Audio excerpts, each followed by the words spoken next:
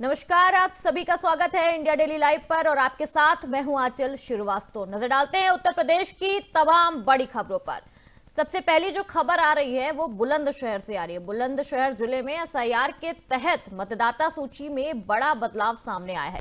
जिले के 7 विधानसभा क्षेत्रों में कुल मतदाताओं की संख्या 26,63,718 से घटकर 22,60,349 रह गई है। एसआईआर प्रक्रिया के दौरान 4,03,369 मतदाताओं के नाम वोटर लिस्ट से काटे गए हैं और इनमें 57,000 मृतक हैं, 77,000 अनुपस्थित हैं और 2,35,000 जो शिफ्टेड है मतदाता हैं उसमें ये भी शामिल है। इसके अलावा डुप्लीकेट और अन्य कारणों से भी नाम इसमें हटाए गए हैं। प्रशासन के अनुसार एसआईआर के तहत 1 लाख से अधिक मतदाताओं तक मशीनरी नहीं पहुंच पाई, जिस पर भी बड़े सवाल खड़े हो रहे हैं।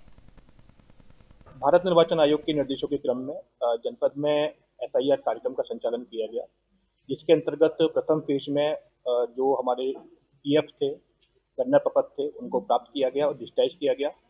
जब हमारा अभियान प्रारंभ हुआ तो कुल जनपद में 26,63,718 मतदाता थे और जो हम लोगों ने जब पीएफ डिजिटाइज किया उसके बाद जब आज हमारा आलेख प्रकाशन निर्वाचक नामावलियों का हुआ है सभी विधानसभाओं में, और इस समय हमारे जो मतदाता हैं वो 22,60,349 मतदाता हमारी आलेख निर्वाचक नामावलियों में है। इस प्रकार कुल 4,03,369 मतदाताओं के नाम विभिन्न कारण यथा मृतक होने के कारण, परमानेंटली शिफ्ट होने के कारण, डुप्लीकेट होने के कारण हमने हटाए हैं। इसके अलावा आयोग के निर्देश थे कि सभी मतदाताओं का प्रयास किया जाए कि मैपिंग 2003 का जो हमारा लास्ट एसआईआर था उससे की जाए। उसके क्रम में भी जनपद में अच्छी कार्रवाई करते हुए हम लोगों ने काफ़ी अधिक संख्या में लोगों को मैप किया और इस समय जो हमारे मतदाता जो नो मैप रह गए, जिनके मैपिंग नहीं कर पाए, उनकी संख्या 1,80,415 है। इसी क्रम में जो आयोग के निर्देश हैं कि जितने भी हमारे नो मैपिंग के मतदाता हैं उनको हम लोग नोटिस देंगे। उन लोगों का नाम आलेख निर्वाचक नामावली में है, लेकिन उन लोगों को हम लोग नोटिस देंगे और जो वांछित अभिलेख हैं उनको वो प्रस्तुत करने होंगे। उसके बाद सारी गतिविधि हमारी चलेगी और दावे और आपत्ति अब हम लोग प्राप्त करेंगे। इसके लिए समस्त बीएलओज को निर्देशित कर दिया गया है और ये दावे आपत्ति का समय पूर्ण होने के उपरांत 6 मार्च 2026 को हम लोग अंतिम जो निर्वाचक नामावली होगी उसका प्रकाशन करेंगे। भारत निर्वाचन आयोग महाकुंभ प्रयागराज 2025 के दौरान उत्कृष्ट सेवाओं के लिए भास्कर कुमार मिश्रा को महाकुंभ सेवा मेडल से सम्मानित किया गया है। सुरक्षा व्यवस्था में विशिष्ट योगदान देने पर यह सम्मान उत्तर प्रदेश के मुख्यमंत्री योगी आदित्यनाथ की ओर से प्रदान किया गया है। विश्व के सबसे बड़े धार्मिक संगम महाकुंभ को राष्ट्रीय और अंतर्राष्ट्रीय स्तर पर प्रतिष्ठा दिलाने में सुरक्षा प्रबंध की अहम भूमिका निभा रही है। महाकुंभ आयोजन के दौरान भास्कर कुमार मिश्रा ने सुरक्षा व्यवस्था को सुचारू रखने में महत्वपूर्ण जिम्मेदारी निभाई है। वर्तमान में वो जनपद बुलंदशहर में सिकंदराबाद सर्किल ऑफिसर के पद पर तैनात हैं। एसएसपी दिनेश कुमार सिंह ने उन्हें प्रशस्ति पत्र सौंपते हुए बधाई भी दी है।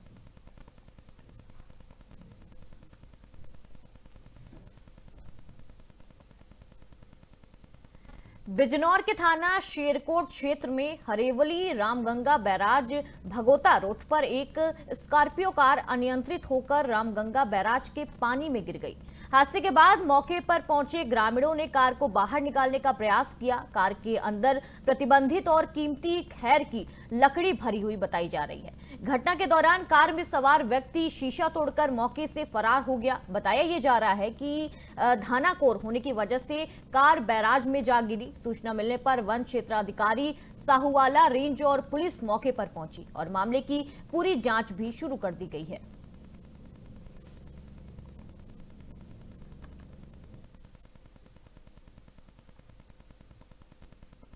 अगली खबर हमीरपुर से आ रही है। हमीरपुर में कड़ाके की ठंड के बीच जिलाधिकारी घनश्याम मीना देर रात व्यवस्थाओं का औचक निरीक्षण करने पहुंच गए। उन्होंने रैन बसेरा, जिला अस्पताल, बस स्टैंड और वृद्धाश्रम का दौरा किया और लोगों की सुविधा और सुरक्षा का जायजा भी लिया।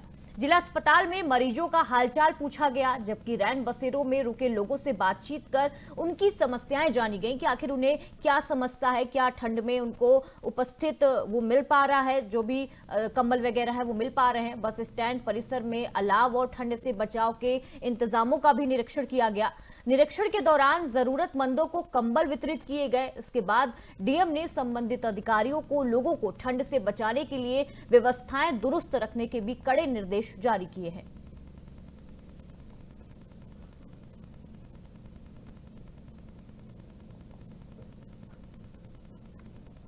अगली खबर बांदा से आ रही है। बांदा के ऐतिहासिक राइफल क्लब की प्रस्तावित नीलामी अब प्रशासनिक मनमानी और टकराव का प्रतीक बन गई है।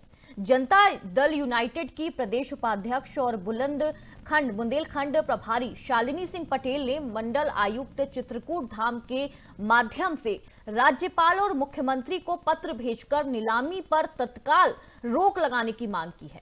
उन्होंने ये आरोप लगाया कि जिला प्रशासन का हठधर्मी रवैया ब्रिटिश शासन की कठोरता को भी मात देता प्रतीत हो रहा है। मंडल आयुक्त ने 3 बार जिलाधिकारी से वार्ता की है, बातचीत की है, लेकिन उनकी बात को गंभीरता से नहीं लिया गया। राइफल क्लब की भूमि का अधिग्रहण जनहित और खेल प्रयोजन के लिए हुआ था और 99 वर्षों की लीज समाप्त होने के बाद इसे व्यावसायिक उपयोग के लिए नीलाम करना कानून का उल्लंघन है। शालिनी पटेल ने यह चेतावनी दी है कि अगर नीलामी तुरंत नहीं रोकी गई तो 15 जनवरी 2026 से वो आमरण अनशन करेंगी और ये संघर्ष केवल कानून, खेल और युवाओं के भविष्य को बचाने के लिए लड़ाई की तरह देखा जा रहा है।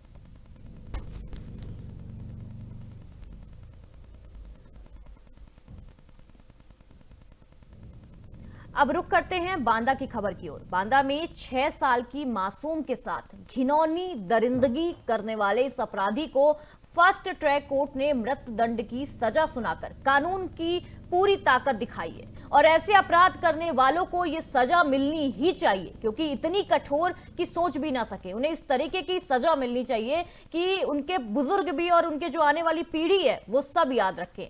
ये घटना इंसानियत को शर्मसार करने वाली है। आरोपी ने मासूम बच्ची को बहला फुसलाकर पहले उसे अपने घर ले गया, उसके साथ भयानक तरीके से अपराध किया और घटना की जानकारी मिलते ही परिजन ने तुरंत पुलिस को सूचित किया और घायल बच्ची को इलाज के लिए जिला अस्पताल के बाद कानपुर रेफर कर दिया गया, क्योंकि बच्ची की हालत इतनी गंभीर थी, उसे इस तरीके से उसके साथ बलात्कार किया गया कि वो यहाँ पे शब्दों पे बयां करना भी बहुत मुश्किल है। और ये जघन्य अपराध 25 जुलाई 2025 को बांदा के कालिंजर थाना क्षेत्र में हुआ था। पुलिस ने आरोपी को तुरंत गिरफ्तार कर जेल भेज दिया है।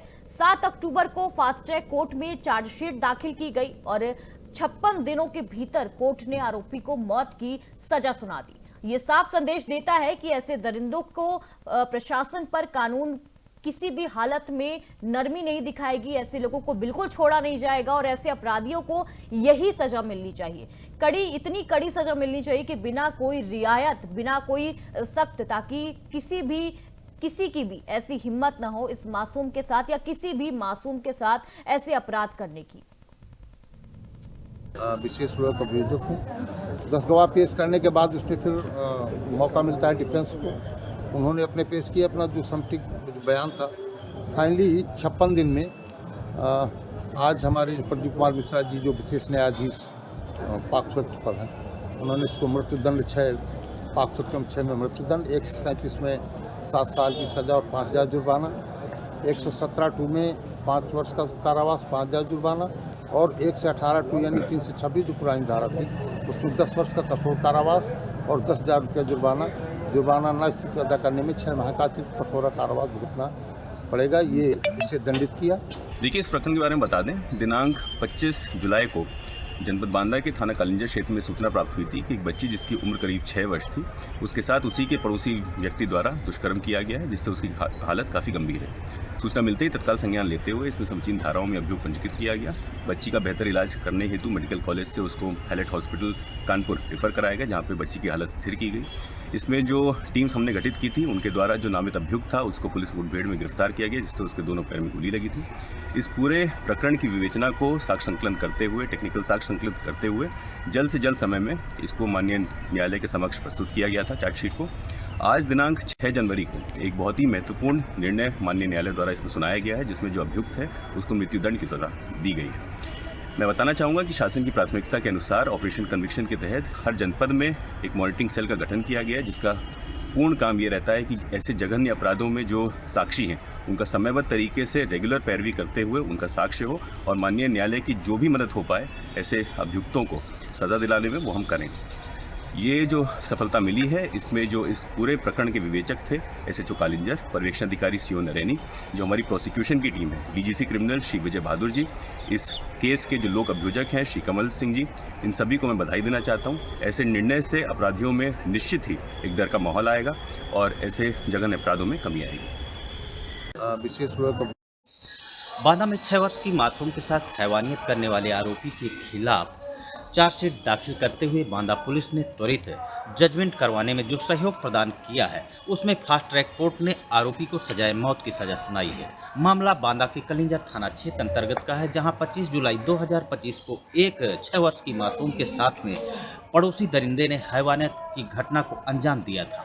इतना ही नहीं, आरोपी ने उसके साथ बेरहमी से जानवरों जैसा सलूक किया था और उसको मरणासन स्थिति में छोड़ करके भाग गया था। फिलहाल पुलिस के द्वारा पीड़िता को डिस्ट्रिक्ट हॉस्पिटल से कानपुर के लिए रिफर करवाया गया था, जहां उसका उपचार जारी था।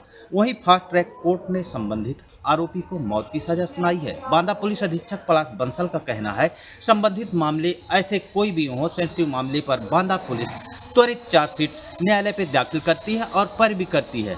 फिलहाल इस आरोपी को मौत की सजा सुनाई गई है, जिसने 6 वर्ष की मासूम के साथ बलात्कार की घटना को अंजाम दिया था। बांदा से इंडिया डेली लाइव के लिए साकेत अवस्थी।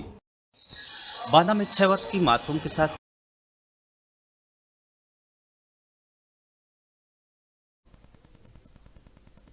अगली खबर लखीमपुर खीरी से आ रही है। लखीमपुर खीरी के पड़ुआ थाना क्षेत्र के गांव मोहनापुर में मंगलवार शाम 5 बजे एक दर्दनाक हादसा हुआ। गांव के मुनेश की 30 वर्षीय पत्नी अंजलि जायसवाल भोजन बनाने के लिए नल से पानी भरने गई थी।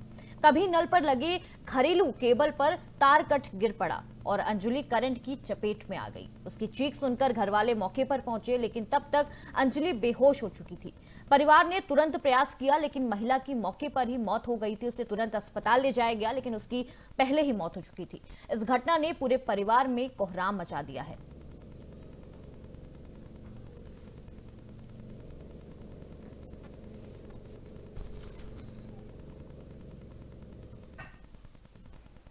अगली खबर अमरोहा से आ रही है। अमरोहा में 3 से 4 साल की मासूम बच्ची के साथ दुष्कर्म करने वाले आरोपी को पुलिस ने मुठभेड़ के दौरान गिरफ्तार कर लिया है। मुठभेड़ में आरोपी के पैर में गोली लगी है, जिसके बाद उसे अस्पताल में भर्ती कराया गया है। पुलिस ने आरोपी गजेंद्र को सीसीटीवी फुटेज और संगन जांच के बाद गिरफ्तार किया है। पुलिस का आरोपी के पास से एक तमंचा, कारतूस और बिना नंबर की बाइक भी बरामद की है। घटना थाना सैदन नगली क्षेत्र की है और पुलिस अधीक्षक अमित कुमार आनंद खुद देर रात से मॉनिटरिंग कर रहे थे। आगे की कार्रवाई अभी भी जारी है।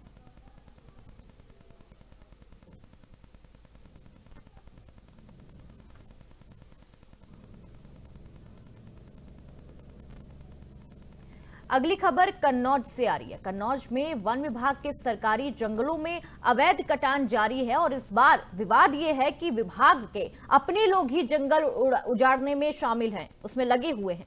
कन्नौज में एक सप्ताह पहले भी बड़े पैमाने पर सरकारी जंगल में कटान हुआ था, लेकिन मामला रसूखदार के होने की वजह से दबा दिया गया था। अब उसी सरकारी जंगल में बबूल की लकड़ी काट कर ले जा रहे हैं लोग। ये सोशल मीडिया पर वीडियो वायरल हो गया है। वायरल वीडियो तिरवा तहसील के कुड़ना जंगल का बताया जा रहा है, जहां धीरे धीरे एक हरे भरे जंगल को अपने लालच के चलते साफ किया जा रहा है। कन्नौज में पेड़ कटान का ये कोई नया मामला नहीं है, बल्कि ऐसे मामले आए दिन सामने आते हैं। अब देखना होगा कि कटान का वीडियो सामने आने के बाद प्रशासन आरोपी के खिलाफ क्या कार्रवाई करता है, या ये मामला भी सरकार के ठंडे बस्ते में दबा रह जाएगा।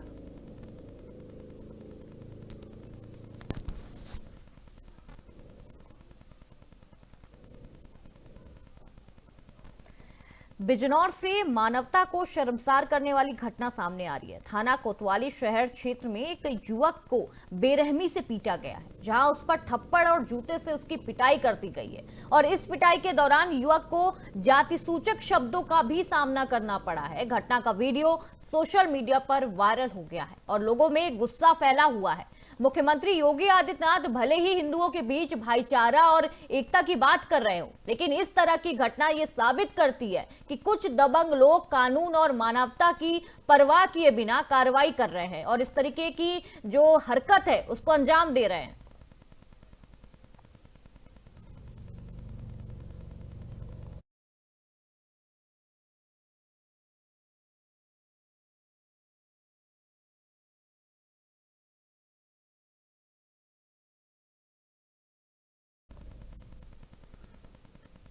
अगली खबर एटा से आ रही है। एटा के गांव में संदिग्ध परिस्थितियों में हुई युवक और युवती की मौत से पूरे इलाके में सनसनी फैल गई है।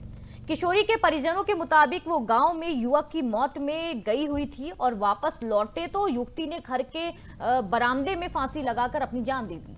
गांव में हुई लगातार 2 मौतों से इलाके में हड़कंप मच गया है और सूचना पाकर मौके पर पुलिस भी पहुंच चुकी है। दोनों ने शवों को कब्जे में लेकर पोस्टमार्टम के लिए भेज दिया है और दोनों की मौतों की जानकारी जुटाने में पुलिस लगातार जांच कर रही है।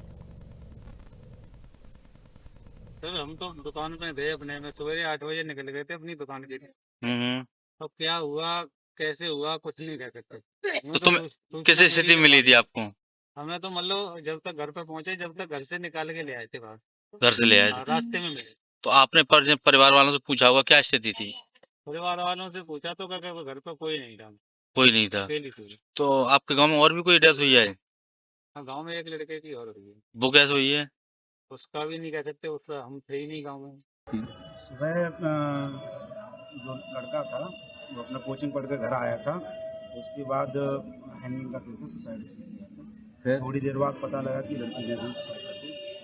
तो ऐसी क्या वजह रही है जो दोनों ने सुसाइड की है? अभी मृत्यु का कारण पता नहीं लग पाया किन कारणों से हुआ है और क्या वजह रही इसके पीछे। कोई परिवार जनों को भी अभी जानकारी नहीं है, क्योंकि परिवार जन भी अपना बाहर थे। कोई इससे पहले कोई अवसाद की स्थिति में दोनों बच्चे नहीं थे, सब कुछ अचानक से अकस्मात।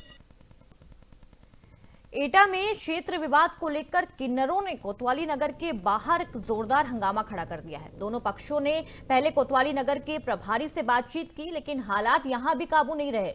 बातचीत के बाद प्रभारी प्रेमपाल सिंह ने स्थिति को नियंत्रित करने की कोशिश की, लेकिन बाहर निकलते ही दोनों पक्षों ने एक दूसरे पर आरोप प्रत्यारोप शुरू कर दिए। विवाद इतना बढ़ गया कि लोग ताली बजाकर विरोध जताने लगे और अपनी भड़ास खुलकर निकाली। जो किन्नर थे वो ताली बजा रहे थे। आप इन तस्वीरों में और वीडियो पे देख सकते हैं कैसे वो विरोध प्रदर्शन के लिए ताली बजाकर विरोध कर रही हैं उस बात का। हंगामा इतना व्यापक था कि आसपास से गुजर रहे वाहन कहीं ना कहीं वहीं थम गए और कोतवाली नगर क्षेत्र में ये मामला लोगों की नजरों के सामने ही तूल पकड़ता दिख रहा था।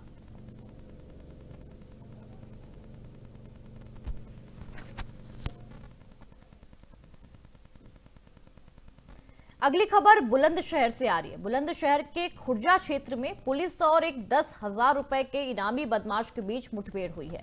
इस दौरान कासिम पुत्र हामिद निवासी जहांगीरापुर के पैर में गोली लगी है। कासिम रंगदारी मामले में वांछित था और उसका लंबा आपराधिक इतिहास रहा।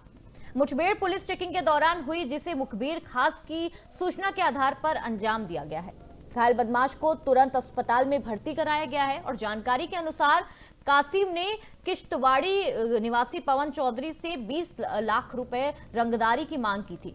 मुठभेड़ में अशिकपुर नगरिया बम्बे इलाके में खुर्जा नगर कोतवाली क्षेत्र के अंतर्गत हुई है और सुरक्षा बलों की सतर्कता इस घटना में दिखाई दी है। आज रात्रि में थाना खुर्जा नगर पुलिस और स्वाट टीम देहात के द्वारा संयुक्त रूप से आसफपुर बम्बे के पास चेकिंग की जा रही थी। तभी एक संदिग्ध बाइक सवार आता हुआ दिखाई दिया, जिसको रोकने का इशारा करने पर वह तेजी से बाइक मोड़कर भागने लगा। हड़बड़ाहट में बाइक फिसलने पर उसके द्वारा पुलिस टीम पर जान से मारने की नीयत से फायरिंग की गई। आत्मरक्षार्थ जवाबी कार्यवाही में पुलिस के द्वारा भी फायरिंग की गई, जिसमें बदमाश घायल हुआ है। प्रारंभिक पूछताछ में इसने अपना नाम कासिम पुत्र हमीद बताया है। यह कस्बा जहांगीरपुर का रहने वाला है। यह थाना खुर्जा नगर से रंगदारी के एक मुकदमे में वांछित चल रहा था तथा इसके ऊपर एसएसपी महोदय के द्वारा 10,000 का इनाम भी घोषित था। इसके ऊपर पूर्व से भी चोरी आदि गंभीर धाराओं में 6 मुकदमे दर्ज हैं। इस घायल अपराधी को उपचार के लिए अस्पताल भिजवा दिया गया है तथा अग्रिम विधिक कार्रवाई की जा रही है। आज रात्रि में थाना खुर्जा नगर एक वर्दी जो सिर्फ शरीर को नहीं बल्कि पूरे सिस्टम को पहचान देती है। एक वर्दी जिसे देखकर आम आदमी को सुरक्षा का एहसास होता है और अपराधी वो देखकर सतर्क हो जाते हैं। लेकिन सवाल ये है कि जिस वर्दी में सालों तक कानून की हिफाजत की है, लोगों की हिफाजत की है, इस वर्दी में कई त्योहार, कई रातें और कई सपने कुर्बान किए हैं, क्या वही वर्दी रिटायरमेंट के बाद भी पहनी जा सकती है? क्या सेवा से विदाई के बाद वर्दी पर भी विराम लग सकता है, या फिर ये वर्दी उम्र भर का अधिकार बन जाती है? आज हम इसी सवाल के हर पहलू को समझेंगे। कानून क्या कहता है, नियम क्या कहते हैं और क्या सोचता है आम नागरिक। देखिए हमारी ये खास रिपोर्ट। पुलिस की वर्दी सिर्फ कपड़े का एक टुकड़ा नहीं होती, बल्कि ये अनुशासन, साहस, जिम्मेदारी और कानून के प्रति निष्ठा का प्रतीक मानी जाती है। जब कोई व्यक्ति पुलिस बल में शामिल होता है तो वर्दी उसके व्यक्तित्व और पहचान का हिस्सा बन जाती है। वर्षों तक कानून व्यवस्था संभालने, जनता की सुरक्षा करने और कई बार अपनी जान जोखिम में डालने के बाद जब कोई पुलिसकर्मी सेवानिवृत्त होता है तो स्वाभाविक रूप से यह सवाल उठता है कि क्या वो रिटायरमेंट के बाद भी अपनी वर्दी पहन सकता है। यह सवाल न सिर्फ रिटायर्ड पुलिसकर्मियों के लिए बल्कि आम नागरिकों के लिए भी महत्वपूर्ण है, क्योंकि इसमें कानून, अनुशासन और अधिकारों की स्पष्टता जुड़ी होती है। भारत में पुलिसकर्मियों की वर्दी से जुड़े नियम स्पष्ट हैं। पुलिस की वर्दी केवल सक्रिय सेवा में तैनात कर्मियों के लिए निर्धारित होती है। रिटायरमेंट के साथ ही उस अधिकार और जिम्मेदारी का अंत हो जाता है जो वर्दी पहनने से जुड़ी होती है। पुलिस अधिनियम 1861 और समय समय पर किए गए संशोधनों के अनुसार बिना अनुमति पुलिस वर्दी पहनना या उसका इस्तेमाल करना कानूनी उल्लंघन माना जाता है। रिटायरमेंट के बाद वर्दी पहनना फोर्स की पहचान का गलत उपयोग समझा जाता है, क्योंकि वर्दी जनता में अधिकार और वैधानिक शक्ति का संकेत देती है, जो केवल सेवा में रहते हुए ही मान्य है। हालांकि कुछ विशेष परिस्थितियों में सेवानिवृत्त पुलिस अधिकारियों को वर्दी पहनने की अनुमति दी जा सकती है। ऐसे अवसर आमतौर पर औपचारिक और सम्मान से जुड़े होते हैं, जैसे पुलिस स्मृति दिवस, वीरता पुरस्कार समारोह, राज्य या राष्ट्रीय स्तर के विशेष कार्यक्रम या विभागीय सम्मान समारोह। इन मौके पर भी वर्दी पहनने के लिए संबंधित पुलिस विभाग या सक्षम प्राधिकारी से पूर्व अनुमति लेना अनिवार्य होता है। यह अनुमति सीमित समय और विशेष आयोजन तक ही मान्य होती है, न कि सामान्य सार्वजनिक उपयोग के लिए। मेडल, बैज और रैंक चिन्ह को लेकर नियम कुछ हद तक लचीले हैं। सेवानिवृत्त पुलिस अधिकारी अपने सेवा के दौरान प्राप्त मेडल या सम्मान को औपचारिक ड्रेस या नागरिक कपड़े पर प्रदर्शित कर सकता है, खासकर राष्ट्रीय या विभागीय कार्यक्रमों में। हालांकि पूरी पुलिस यूनिफॉर्म पहनने की अनुमति बहुत सीमित मामलों में दी जाती है। आमतौर पर राष्ट्रपति पदक या विशेष वीरता सम्मान प्राप्त वरिष्ठ अधिकारियों को कुछ ही विशिष्ट अवसरों पर ही ये छूट मिलती है, और वो भी अपवाद के रूप में। इस मुद्दे पर सामाजिक दृष्टिकोण भी बटा हुआ है। कुछ लोगों का मानना है कि पुलिस की वर्दी एक आजीवन सम्मान की पहचान है और सेवानिवृत्त कर्मियों को विशेष अवसर पर इसे पहनने की आजादी मिलनी चाहिए। वहीं दूसरा पक्ष ये तर्क देता है कि वर्दी केवल सक्रिय सेवा और वर्तमान अधिकार का प्रतीक है, इसलिए रिटायरमेंट के बाद इसे पहनना अनुशासन और नियमों के खिलाफ है। तो कुल मिलाकर कानून और व्यवस्था बनाए रखने के लिए स्पष्ट नियमों का पालन जरूरी है, ताकि वर्दी की गरिमा और विश्वसनीयता और अधिकार बना रहे। पुलिस की वर्दी सिर्फ कपड़े का एक टुकड़ा नहीं। बड़ी खबरों का सिलसिला यूं ही जारी रहेगा। आप देखते रहिए इंडिया डेली लाइव। नमस्कार।